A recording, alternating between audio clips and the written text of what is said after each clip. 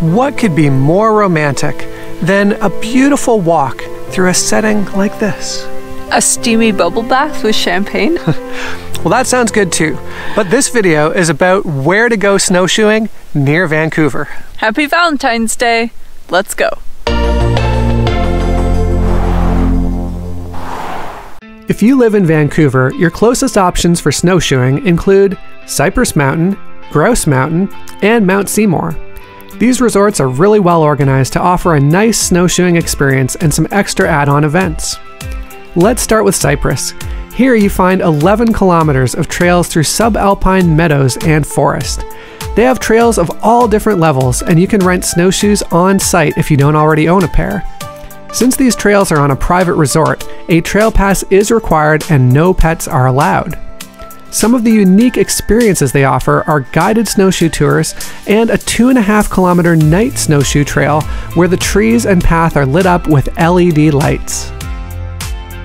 Over at Grouse Mountain, they have 9 kilometers of forested trails of varying difficulty.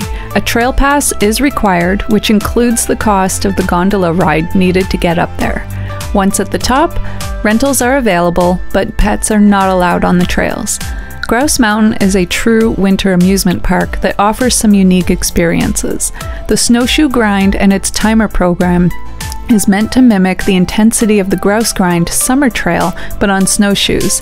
If you're a bit competitive, buying their wearable radio frequency chip to time yourself and be displayed on the time board in the chalet might be right up your alley, especially if you plan to be a regular visitor.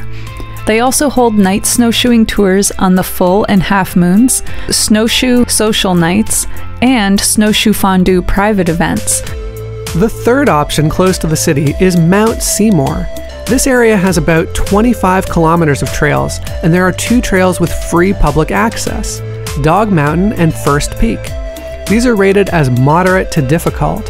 For a more relaxed snowshoeing experience on Mount Seymour, you can buy a trail pass and head over to the maintained resort trails. The nice thing here is that rentals are available and they can be taken on both sets of trails. No pets are allowed on the resort trails, but you can bring your furry friend on the public trails.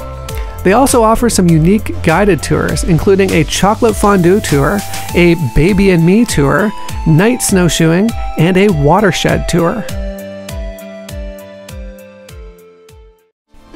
If you're looking for less crowded trails, you might want to try heading a little further to Fraser Valley, Manning Park, or the Coquihalla.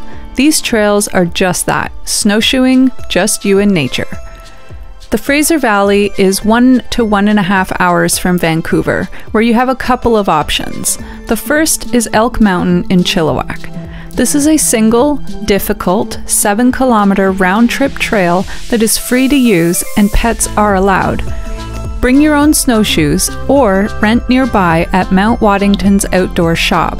You may also want to consider bringing microspikes or crampons for some of the sections.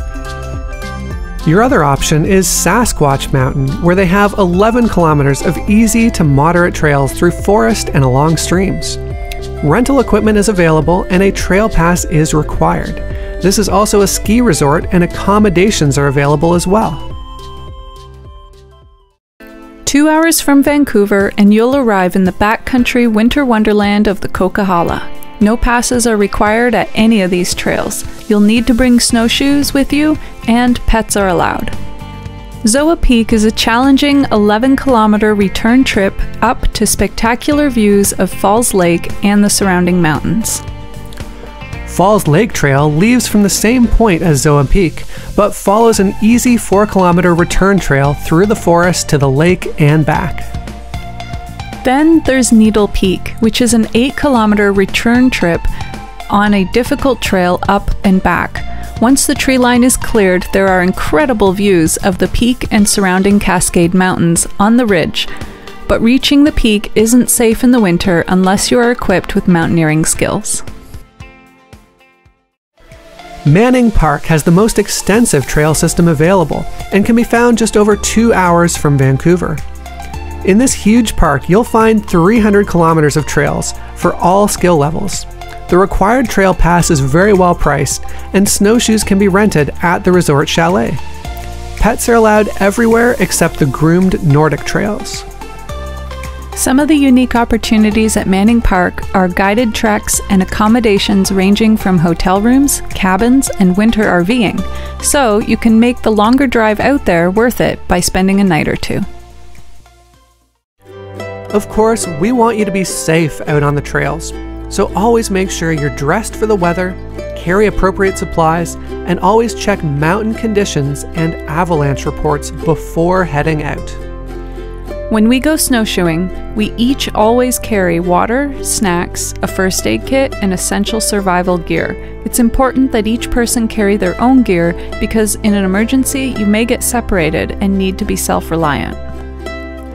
It also helps to have some avalanche training so you can be prepared and know what to do should an avalanche occur. If there are avalanche warnings for the trail you are planning to hike, it's best just to hold off until it's safe again. Training and forecast can be found at Avalanche Canada's website, which we've linked in the description.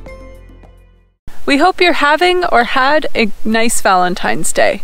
Did we miss any great snowshoeing spots around the Vancouver area? Let us know in the comments. For sure. And if you enjoyed this video, please be sure, as always, to give us a like and subscribe and hit that notification bell. It really helps us grow our channel and get our content out to viewers just like you. Thank you. And in the meantime, Keep on living the life you've imagined.